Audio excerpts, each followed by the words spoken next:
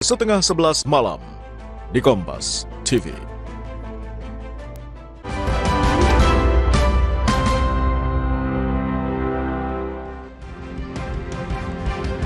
Sapa Indonesia Malam berlanjut bersama saya Radi Saputro. Saudara, pelatih timnas Patrick Kluivert punya tugas besar meraih poin penuh di 2 pertandingan sisa kualifikasi Piala Dunia Zona Asia tahun 2026 nanti. Babak ketiga kemenangan atas Tiongkok di Jakarta bakal jadi momentum untuk menyempurnakan raihan poin kala bersua Jepang. Mayoritas penggawa timnas sudah berkumpul di Bali untuk ikut pemusatan latihan menghadapi laga kualifikasi Piala Dunia. Pekan depan, JIZS bakal menjalani partai hidup mati kontra Tiongkok di Gelora Bung Karno, Jakarta. Stefano Lillipali, salah satu pemain senior yang kembali dipanggil, mengaku senang dan tidak akan menyia-nyiakan kesempatan di pemusatan latihan. Ya, bahagia saya bisa kembali bersama timnas. Bahagia. Kalau saya lihat skuad timnas sekarang, kita main home juga. Kita harus ambil 3 poin lawan Cina, itu sangat penting. Kita harus menang di situ. Kita kasih maksimal. Sementara Beckham Putra, gelandang muda Persib Bandung yang perdana dipanggil ke timnas, yakin Indonesia bisa mengalahkan Tiongkok. Optimis berarti ya besok? Insya Allah prediksi. Ya yang penting kita bisa menang dan harus bagus lagi. Di tim nasional kan beda bersama di klub, karena kita harus benar-benar fokus karena kita bela negara. Kita harus benar-benar mengeluarkan 1000% kemampuan. Timnas Indonesia saat ini berada di posisi 4 klasemen grup C dengan poin 9. Peluang lolos langsung ke Piala Dunia terbuka jika timnas mampu menang lawan Tiongkok dan Jepang. Namun dengan syarat Australia dan Arab Saudi kalah atau imbang dari lawan-lawannya. Dengan waktu latihan yang cukup panjang, pelatih Patrick Kluivert diharapkan mampu meracik strategi membawa timnas meraih kemenangan. Everybody wants to play. Everybody is eager to do fantastic things with the team. We got more time than in the first games against Australia and Bahrain.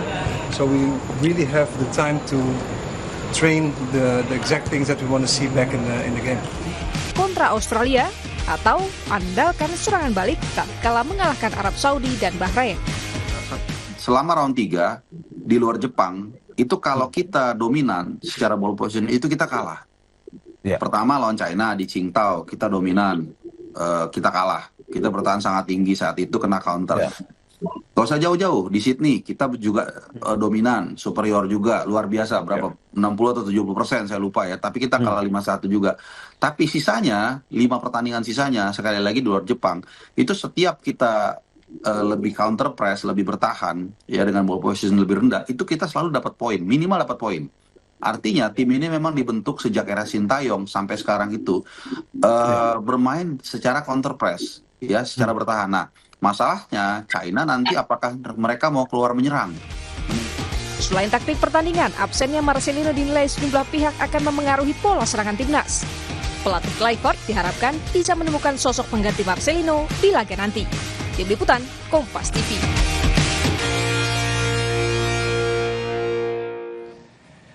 Lalu strategi apa yang tepat untuk meredam Tiongkok bagi timnas agar dapat meraih poin penuh? Kita akan ulas bersama dengan analis sepak bola Firzi Idris. Selamat malam, Firzi.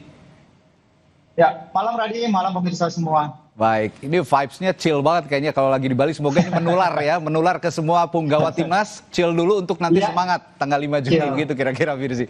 Nah, Firzi, kabarnya Sandy Walsh cedera. Apa perlu dicari nggak penggantinya kira-kira kalau menurut Anda nih?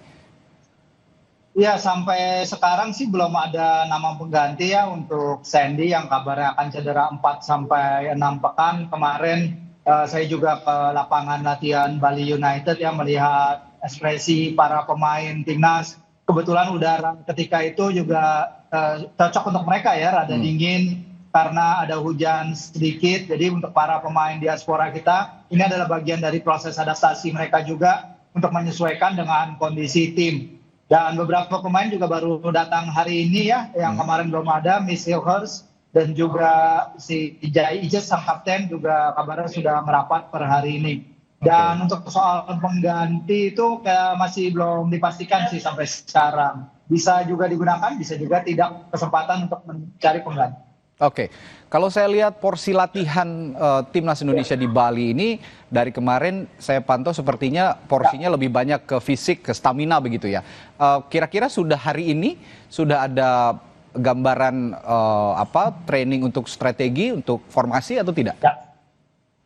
Ya, yang menarik memang 2 hari pertama saja tes timnas di open for media untuk 15 menit pertama ya. Dan kemudian ada beberapa pemain juga yang Pano tadi sudah ada visualnya, Beckham juga udah ada visualnya tadi menghadap ke media. Dan kalau untuk hari ini memang close training ya, dan sejauh ini kabar yang kami dapat dari federasi memang mungkin sampai tim berangkat tanggal 1 kemungkinan juga close training, walaupun dinamikanya mungkin masih akan berubah kalau misalnya berubah, tapi sejauh ini kabarnya begitu. Jadi mereka akan fokus menata pertandingan karena ya kita tahu 2 hari pertama para pemain baru kembali dari musim yang sangat-sangat panjang. Mereka terbang setengah jarak jauh ya dari muka bumi, dari Eropa sampai ke Bali, dan ini kesempatan luar biasa bagi mereka untuk beradaptasi dulu, istirahat dulu, dibandingkan dengan ketika di Sydney di mana mereka baru datang mungkin H-1, H-2 dan harus langsung bertanding dan persiapan tidak ideal. Tapi kali ini saya melihat persiapan Coach Patrick, Coach Dani dan lain-lain, mereka telah menyiapkan suatu training camp yang sangat spesial dan sangat ditunggu juga untuk mempersiapkan tim menghadapi tantangan di GBK nanti menghadapi China. Oke, ada satu nama lagi yang menarik dibahas, Firzi. Jordi Amat ini kan posisinya sudah di Bali sebenarnya, tapi sepertinya melihat pantauan belum ikut latihan. Ada laporan khusus dari Anda yang saat ini berada di Bali? Bagaimana kondisi Jordi Amat sebenarnya?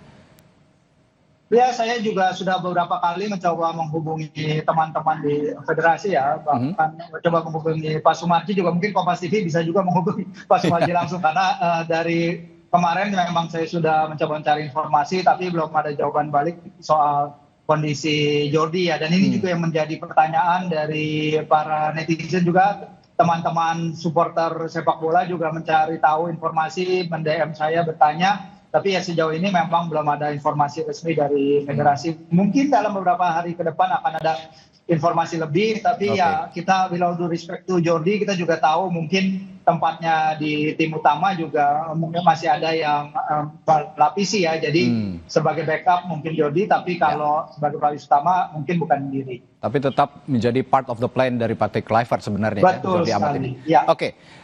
Kita coba masuk ke strategi. Kalau di game-game sebelumnya di kualifikasi, ini juga ada beberapa analisis dari teman-teman analis sepak bola lainnya sebenarnya. Kalau kemarin kita lawan Arab Saudi, lalu lawan Bahrain, itu kita minimal bisa mencuri poin. Entah itu Jan Selong ya betul.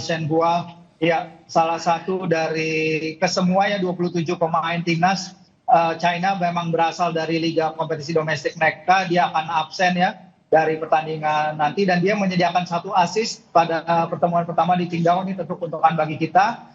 Tapi ya mungkin sedikit kita juga berimbang ya, karena kalau kita lihat lini serang kita pun kita kan juga kehilangan lini serang itu yang perlu diisi dari skuad Garuda kita. Oke, bicara soal Lino yang absen di lini tengah timnas Indonesia. Tadi Anda menyebut ada Beckham Putra, dan juga tidak lupa kita bisa memasukkan nama Lili Pali di situ. Sebenarnya punya peran sentral juga untuk menggantikan. Nah, kira-kira Anda sepemantauan Anda timnas berlatihan melakukan training camp di Bali untuk chemistry dengan lini depan, terutama ada dobrak kita di depan, ada Ole Romeni. Bagaimana? Sudah ada terpantau melakukan latihan-latihan yang mengarah ke chemistry nggak? Kira-kira di sana? Ya, karena kemarin latihan open training for media baru 2 hari pertama, dan memang kalau awal latihan memang digunakan untuk recovery dan juga untuk pemanasan ya. Jadi kita hanya bisa memantau bagaimana para pemain melakukan warm up session, tapi dari sana juga kita bisa lihat pemain-pemain seperti apa kondisinya. Dan yang menarik perhatian saya, Radi, memang adalah kondisi fisik Rafa Struijk ya, yang terlihat sekarang tuh lebih berotot sejak terakhir kita melihatnya. Jadi bukan Elklemmer lagi ya? Ya, buff banget. Nah, Elklemmer ini kan tergantung dari penampilannya di lapangan ya. Kadang kan banyak yang mengatakan kalau penampilannya sedikit lemas. Nah, siapa tahu kalau dia udah lebih buff up, mungkin dia akan lebih efektif. Nah, tapi menarik di sini kenapa membicarakan Rafa Struijk adalah Karena di pertandingan lawan Australia di Sydney, Rafa Strik kan ada di line up karena Coach Patrick memakai formasi 2 di depan dengan 1 di belakang. Kalau dia memakai formasi itu lagi dengan Rafa Strik dan Ole Romeni memimpin di depan, sementara kita hanya perlu 1 pengganti di belakang striker, yaitu it can be Eliano kalau dia bergabung, it can be Egy kalau ada, atau Beckham. Tapi kayaknya Egy dengan penampilan dia yang sangat luar biasa di Liga 1 musim ini dan menggantikan Fernandinho, mungkin dia bisa menjadi sosok pengganti yang ada di situ, Ran. Iya, Egy, Beckham punya catatan luar biasa di Liga 1 musim ini ya. Jadi ini diharapkan bisa menjadi pembeda nanti untuk timnas. Dan tadi kalau Anda mengatakan timnas lebih banyak close training, sepertinya Coach Patrick juga nggak mau bocor taktiknya kayaknya ya. Iya, betul. Dan ini satu lagi yang harus kita waspadai dari squad China sekarang, Radi, memang adalah Liga Super China, di mana semua 27 pemain mereka tampilnya itu baru memasuki pekan ke-13 ya. Mereka berhenti di pekan ke-13 sebelum timnas China berkumpul di Shanghai 5 hari lalu. Akan berlangsung lama, sehingga mereka mungkin punya waktu istirahat lebih banyak dari sebelum. Oke, yang menarik untuk kita perbincangkan juga absennya Martin Pas. Ini memberikan kesempatan kepada 3 kiper timnas kita juga. Disinilah Emil bisa mempersiapkan diri dengan baik, tentu dipersiapkan secara taktik juga dalam menghadapi pertandingan ekstra penting melawan China nanti, Ray. Oke, bicara soal komunikasi di lini belakang, kira-kira kalau kita kaitkan dengan konteks formasi yang akan dipakai oleh Patrick Kluivert, idealnya melawan Tiongkok nanti, apakah akan menerapkan high defensive line atau deep defensive line di belakang yang solid, atau agak naik ke depan defensive line-nya kira-kira? Ya, saya yakin Coach Patrick dan Slanza serta semua di tim pelatihan timnas ya pasti sadar tentang konsekuensi bermain highline-nya ketika menghadapi Australia, yang ketika itu juga sebenarnya kalau berbicara dengan teman-teman jurnalis Australia, itu bukan timnas Australia terbaik yang mereka bisa turunkan, tapi timnas akhirnya kecolongan beberapa gol yang sebenarnya bisa avoidable ya, karena kita berupaya menyerang. Bagi saya memang bermain pragmatis tapi tidak terlalu ke dalam, dan terutama sekali harus hati-hati dengan pancingannya dari timnas China itu, karena itu yang terjadi di Qingdao dan kita terjebak ke dalam permainan transisi cepat mereka yang akhirnya merepotkan sekali barisan belakang kita. Dan disinilah barisan belakang kita harus meningkatkan performance mereka dan hati-hati terhadap counter attack China. Oke, masih sangat menarik untuk kita terus pantau training camp yang akan berlangsung di Bali. Sepertinya nanti sampai full tim 32 pemain berkumpul, itu baru benar-benar terlihat apa pola yang akan diterapkan oleh Patrick Kluivert kira-kira menghadapi Tiongkok nanti 5 Juni. Oke, baik, terima kasih Firzi, selamat ngecil kembali di Bali. Terima kasih sudah gabung di Sapa Indonesia Malam. Sampai jumpa lagi, terima kasih, selamat malam. Terima kasih, malam. Saudara, setelah jeda, Sapa Indonesia Malam akan kembali dengan informasi lainnya, diantaranya polisi yang menahan mahasiswa Universitas Gadjah Mada Cristiano Tarigan yang merupakan tersangka kecelakaan lalu lintas yang menewaskan sesama mahasiswa Universitas Gadjah Mada Argo Eriko Avandi